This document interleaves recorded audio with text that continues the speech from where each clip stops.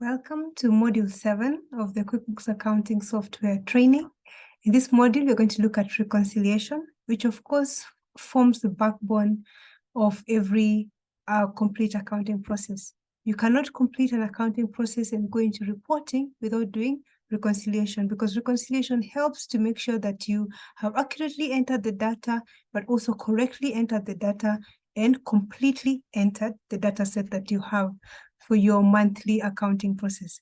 My name is Lilian Katiso. I'm a financial management consultant and a QuickBooks trainer.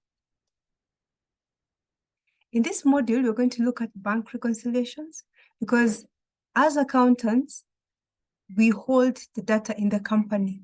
So you've entered your transactions in your cash book, in your register, as QuickBooks calls it, but that is a data set that you fully own, that you are accountable for.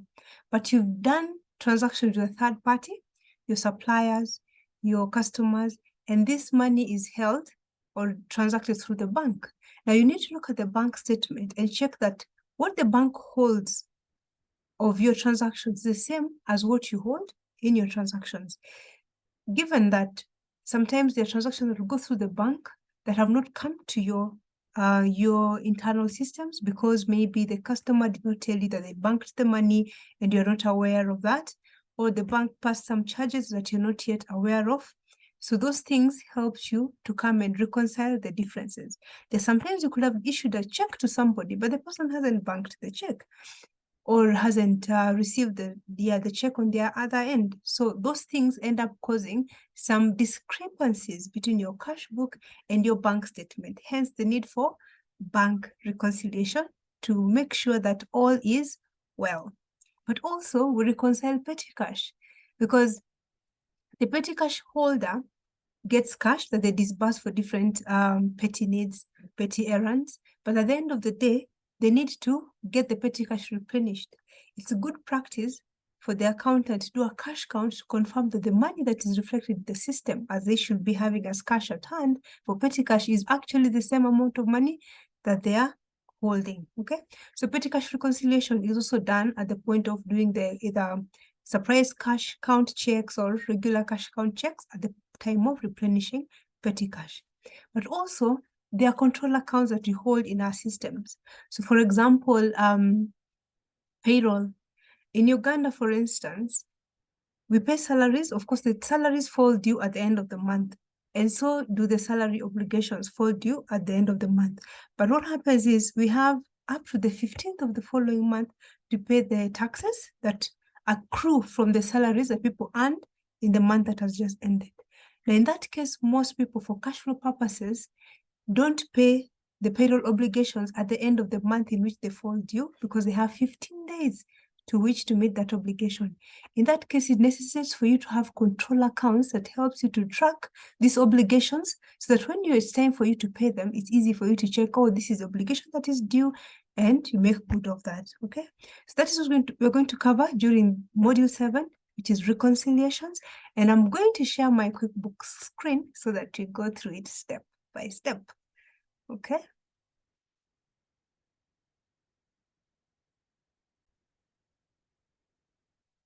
So I'm sharing my QuickBooks screen, the homepage where we usually start from because it's a familiar place for all of us by now when we are getting to Module 7.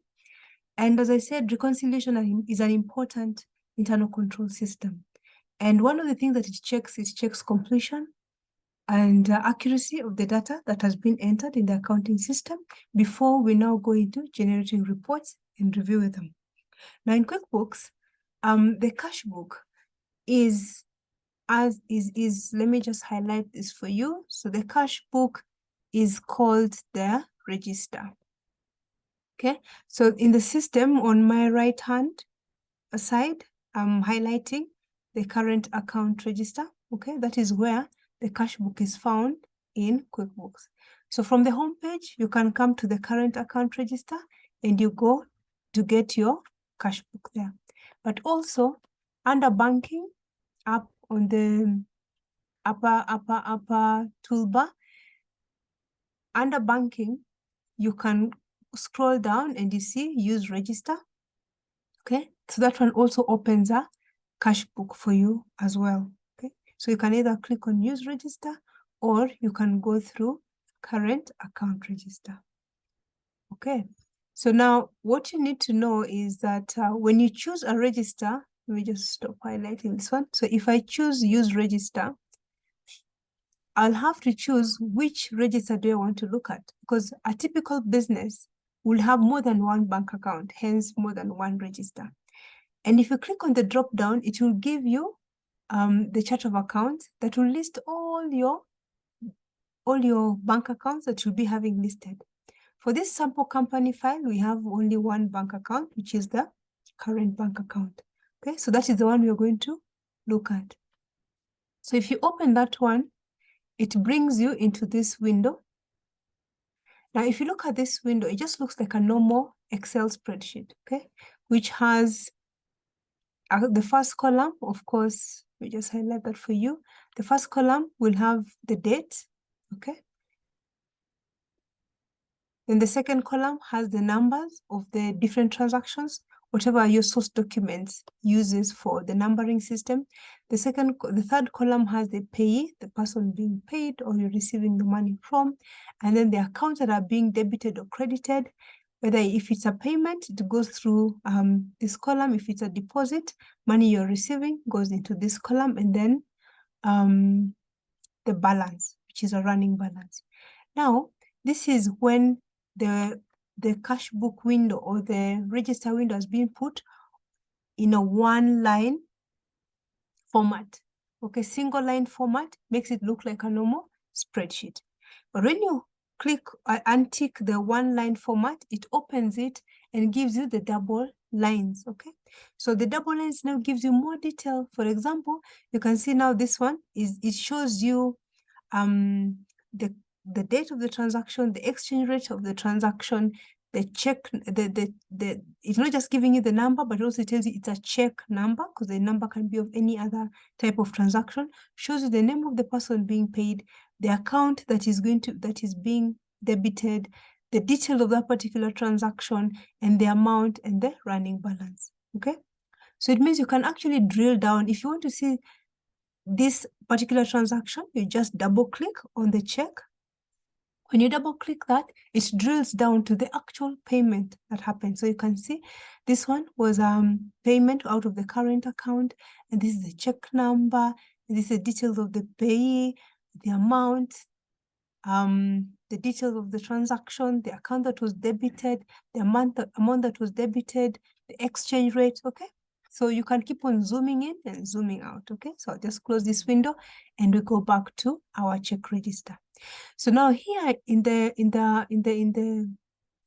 our cash book, okay, so it has all these different transactions that are there. Now we want to reconcile and see at the end of this period, 31st of December, okay, this is the amount that the bank, our cash book has. But you need to get the bank statement and check what is there in our bank statement and reconcile the two. And if there's any difference, we'll know what is causing the difference. What is causing whatever might be in the cash book, but is not in the bank statement, and vice versa. Before we go into the bank reconciliation, I just want to highlight something else as well. Under the report menu, okay, under reports menu, if you scroll down and you go to banking, okay, under banking, you can go and get missing check detail. I found this missing check detail handy when you have so many transactions going through and you have many people who are posting data in the same accounting system, okay? So QuickBooks has a multi-user function, which means you can have like 3 or 5 people who are entering data in the same company file. Now, there's likelihood that maybe someone has posted some checks and some people have not posted some other checks, or some check have been duplicated and things like that. So when you click on the missing check transaction report and you choose which bank, of course, you want to get the report for, and you click OK, it gives you a window of showing all the checks that you have chronologically, because QuickBooks assumes that you're entering your checks chronologically. Now, in this case, you can choose a particular period, because this is now showing a data set from a past period. Okay, so you can choose which period you want to choose. you choose a particular period and you see if that data set is complete or not. Okay. So let me assume I'm choosing from 1st of December, 31st of December, and I refresh to get that. Now from here, it is showing, okay, so there's a data set missed. So it's like from check number 48, then there's a difference there. Okay. Now remember, this one was a sample file. Okay. So it may not be chronologically numbered for the current example that you're giving. But if you look at the entire data set, I'll just give you an example. Yeah, those are examples that I posted when you were online. So you can see these ones are going on from number 1 up to all those numbers were fine. Okay. Then where there's a problem, you will see it is going to show you that now here from number 242, it's going to 244. So there are some missing numbers here. Okay. So now you as an accountant, you'll go and check why is check number 43 not there. So you go back to your check leaf or whatever your data source is, and you see if it was a cancelled check or it was, you check whether is it omitted. If it was an error of omission, then it is posted. But if let's say the check was cancelled, then you still enter that check in QuickBooks, but you void the check so that you'll have check number 243 here, but voided. So that way someone knows. This is where in your checkbook you have a check that has been cancelled, and you leave the leaf in the checkbook intact, so that someone can see that, oh, this check was cancelled and the copy of whatever was cancelled is remaining here, so that someone knows it's not an error of omission, but actually cancellation happened. Okay, so let us do a bank reconciliation. As the name suggests, bank reconciliation, so we need some information from the bank, and normally we'll use the bank statement for the month that you want to reconcile. Okay, so I have before me a bank statement for the month of December, which is the month that we are going to reconcile. Now, under banking, up there on the upper toolbar, there's banking tab. Under banking tab, you click on reconcile. Okay, when you click on reconcile, it's going to ask you which account you want to reconcile. In this case, we want to reconcile the bank account that we have, and which date do you want reconciliation to be done. It shows us here the last reconciliation was done on the 30th of November, that period. Now, this reconciliation I want to do for this period. Now, for the data set that I was entering December 2022, and so I'm going to reconcile for December 2022. Okay. Now, what is the closing balance as at December 2022, 31st December 2022, in my bank statement? That is what I'm supposed to put there. And also in my bank statement, I should check that this beginning balance is the same beginning balance that I have in my bank statement.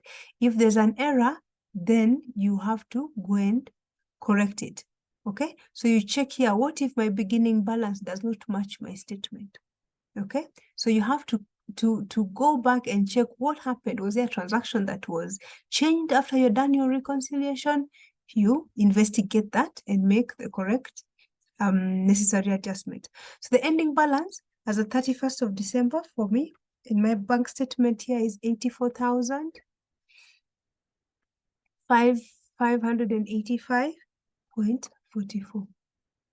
Okay, now you have an option of entering the service charges here. Like if you have many bank charges during the month, you can put all the bank charges here, or you can be entering them as the bank charges you keep on entering the bank charges one by one. But some people opt to accumulate all the bank charges at the end of the month, and they just add all of them here under bank service charge. Then you make sure that the date also rhymes with the period that you're reconciling. So if you're reconciling up to December, okay, so I'm reconciling up to 31st December 2022, it has to be the same period. Then here you choose which bank account does your bank service charges go to. If you know the account code, you type in the code. If you don't know the code of it, but you know it's bank service charges, when you start typing, it populates the thing and the account name, and you come and you click on it. Now, where do you assign your bank charges? Most people assign that under general or office expenses. But if your if your particular bank accounts that are assigned to a particular class or cost center, then this is where you choose that these bank charges are going to this particular cost center, because that bank account is dedicated for the particular cost center. If you have any interest earned during that particular month, of course, you also put the amount of interest earned in that particular month, and then you make sure that you align the dates as well to the end of your month for reconciliation. Because when you put this date in the next reconciliation, it will assume we're reconciling the subsequent month. Then interest income account is where you'll put your interest income if there's interest that accrues in that account, and we are going to apportion it to our office. Okay. Then, so if you had any discrepancy in the previous reconciliation that made the opening balance different, then you have an option of locating discrepancies. Okay, it shows you the PDF version of what you reconciled before and any other changes that happened after that reconciliation, so that you can figure out what the discrepancies are. Or you can undo the entire reconciliation, undo the reconciliation, and reconcile all over again. Okay, so here I'm going to continue. So when I click on continue, what happens is it shows me the period that I want to continue reconciling is 31st December 2022. But then something very important that you have to be careful about, to always tick here, hide transactions after the statement date. Because what QuickBooks does, it brings you all the transactions that you posted to the date of your reconciliation. So which means if I'm doing the reconciliations for December and I'm in the month of February, it will bring all the data set up to February. So if I just want to focus on that particular month that I want to reconcile, you click hide transactions after the reconciliation, after the statement date, so that you're focusing on the transactions of only that month and not ending up touching transactions in the previous month. Okay. So this is the reconciliation page. So it has checks and payments on the left-hand side, then it has deposits and other credits on the right-hand side. Okay. So what I normally advise people, you have your bank statement in front of you, and what you do, you check from the bank statement into your system, not the other way around, because that way you know that a third-party transaction has gone or not gone into your system. Okay, so you don't check from your system to check, oh, is for example, I like starting on the side that has the fewer transactions. Yeah, so it has fewer transactions, and I tick it off and I go to the next one. So we're starting on the right hand side. So I should not go, for example, look for if 54,000 is in my bank statement. No, I check from my bank statement and see on my deposit side, okay, on my credit side, what are the transactions there, and I check if they are also available in my register. So that's what I'm going to do. So my first transaction in my bank statement is 54,050. Now I'm checking on my bank statement, and I come here in QuickBooks, and on the left hand side of that amount of that transaction, I put a tick. Okay, so that it ticks that deposit of 54,050, the exact amount. Okay, then the next amount I have is 1,886.28. That happens also to be the second one here. I tick that as well. Then I have 290.06. There I have it as well. The next one is 128.02. I have that as well. The next one is 1,536.24. I have that one as well. So you have to be careful to check even the decimal points, because they make a big difference. Okay. So I have finished checking my bank statement on my deposit side. And now you see here, I have also finished ticking, but I have this one here that has not ticked, and I should not worry about it, because maybe the deposit could have been a check deposit that clears the following day after the month has ended. That could be a reason. Anyway, we are going to see if our reconciliation is going to reconcile. Okay, so now we've finished that side. I'm going to look at my bank statement on the left-hand side. Okay, the first transaction of the first payment that went out of our bank was 1,997.50. Okay, that's the same one there, followed by $100. So next one there, followed by $350. So next one there, followed by 125. Okay, followed by 4,500, followed by 275, followed by 65, followed by 3,455, followed by 2,500, again followed by 170.38, followed by 176.25, then 470. Oh, and then there's a bank service charge of 6.50. Okay, so I've finished checking. I finished taking my bank statement. But if you look at my cash register, I haven't finished taking everything there, which is fine, because what you have to look at is the difference here. On the left-hand side, let me just get a highlighter for you if I can. Yeah. On the right-hand side here at the bottom, there is service charge, interest, and all these ones are blank because when you're starting out the transaction, I didn't enter them there because they've been entered within the month's transaction. Then the ending balance. This is the ending balance as per my cash book. As per my cash book for that period, the cleared balance as per their bank statement. The difference between the two of them is 0. Okay. Then on the left-hand side, it shows this was the beginning balance, okay, for this particular month of December. There are 5 deposits that have gone through for that month. And then there are 13 checks that have also gone through. Now, as long as the reconciliation is 0, it has reconciled to 0, it means you've finished your reconciliation.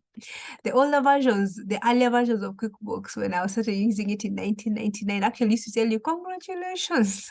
I don't know, nowadays they don't tell you congratulations. But yes, so you click reconcile now.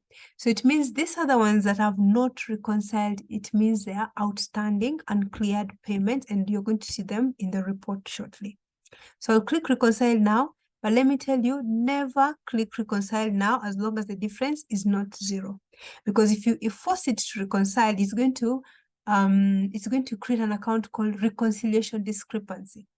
Most of the time when I go to any of my clients to support their teams and review their systems, one of the things I look in their reports is the reconciliation discrepancy. Because QuickBooks creates an account in your P&L called reconciliation discrepancy. And so I look at that one and I see if there's any transaction there. I know this accountant did not finish reconciliation and they decided to do what? They decided to just force the reconciliation to happen. So always go back and see what is it that is not, could have been an error of a figure could have been posted the other way around. Instead of, let's say, 1,536, it was 1,563, you know, all those different errors could have happened. So you only click reconcile now when it has gone to 0, like it has done right now. So click reconcile now.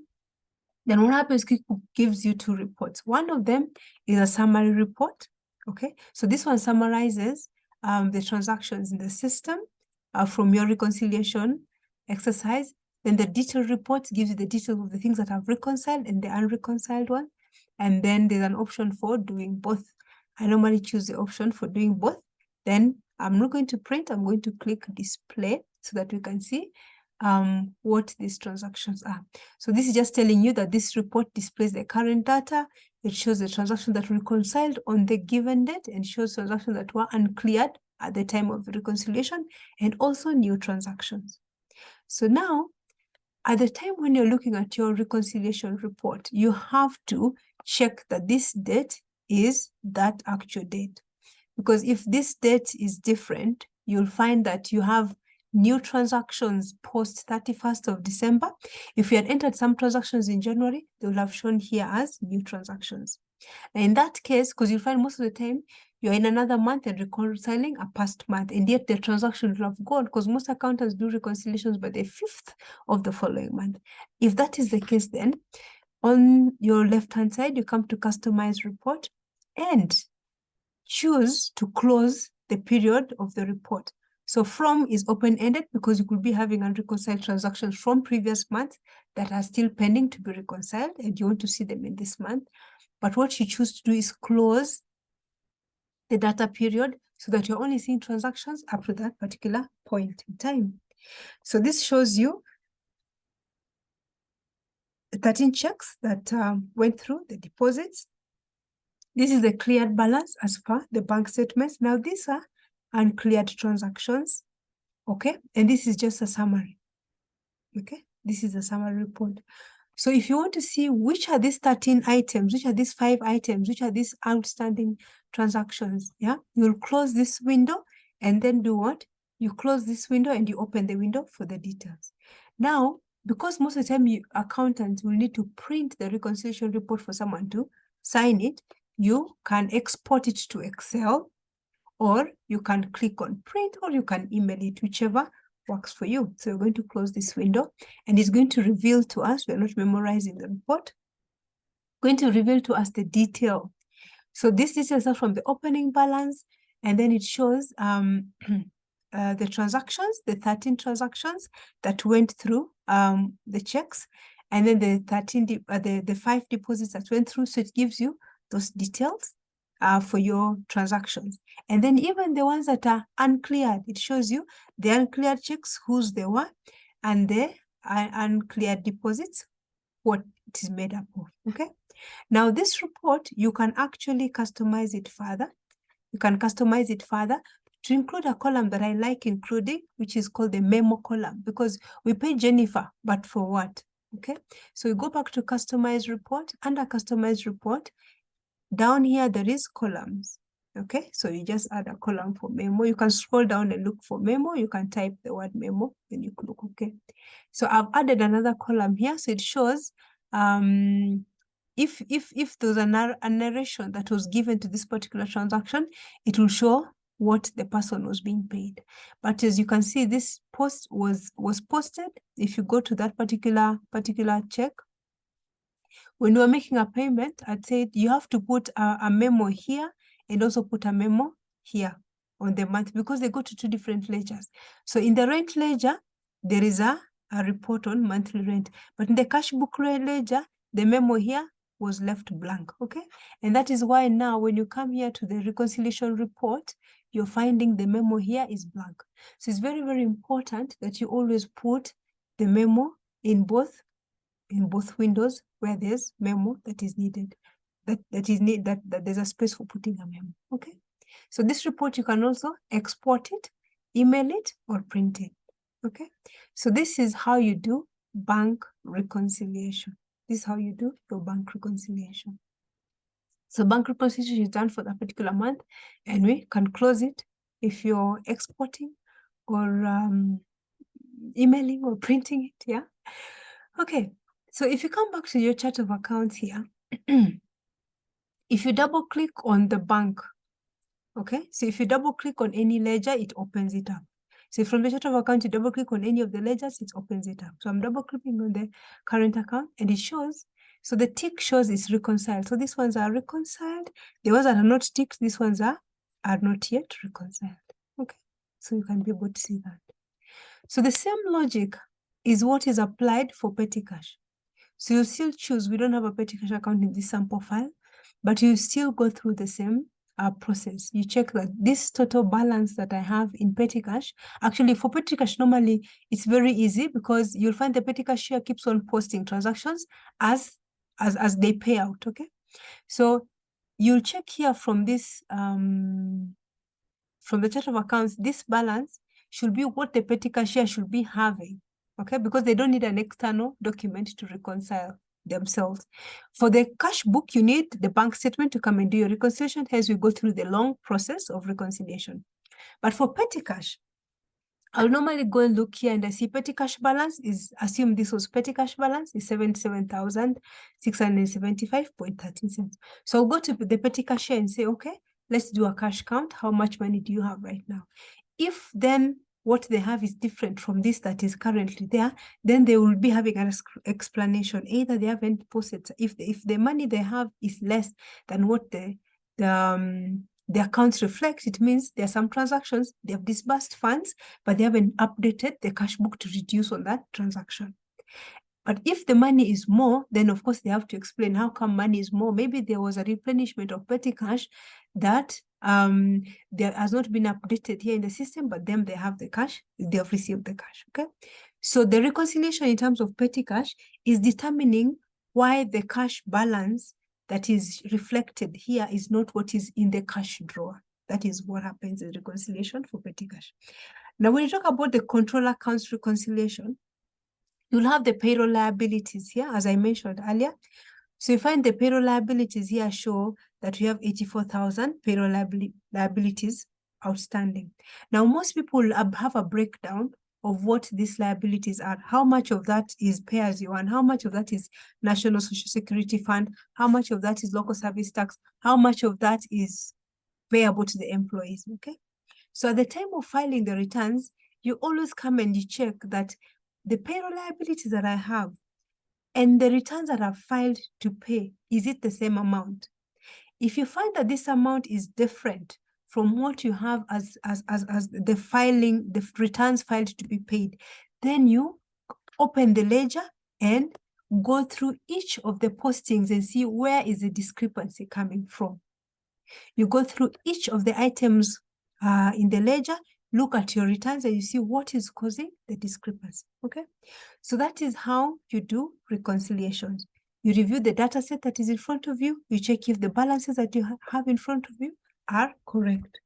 So in module 7, we're discussing bank reconciliations and we've seen how to do a bank reconciliation, but we've also talked on the process of confirming that the petty cash balances are the same ones that you have in your register, but also that your other control accounts, for example, the payroll liabilities, even if it is the director's liabilities, all these balance sheet items, in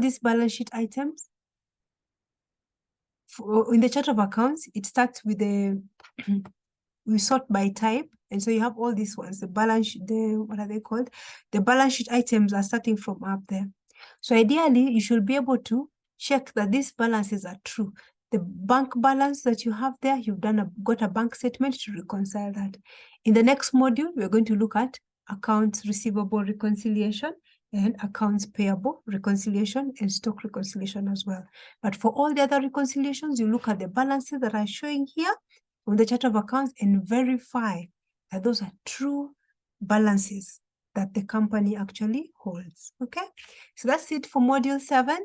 I'll see you in module 8.